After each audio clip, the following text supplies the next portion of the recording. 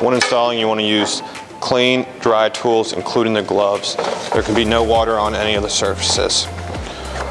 When putting it into hex mesh, you want to thumb it into each one of the cells.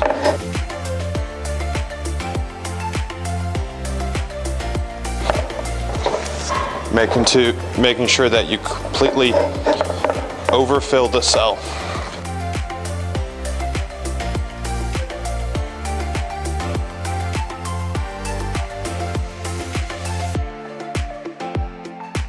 Again, you have 20 minutes to install the material.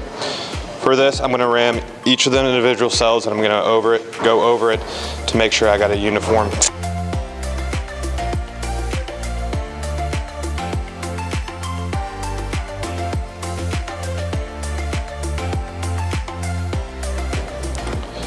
Now we're going to trim the AA back to be flush with the top of the hex mesh.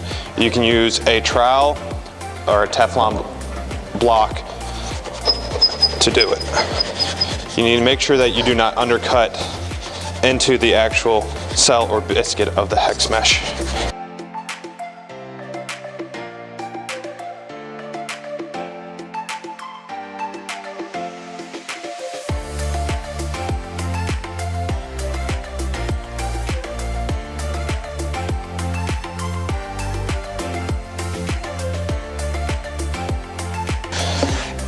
You want to smooth the surface of the top of the AA as well to be flush.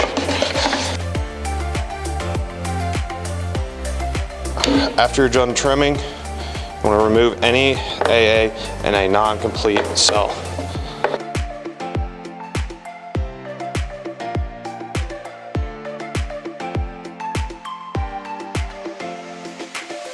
This is the back of the hex mesh that we just rammed.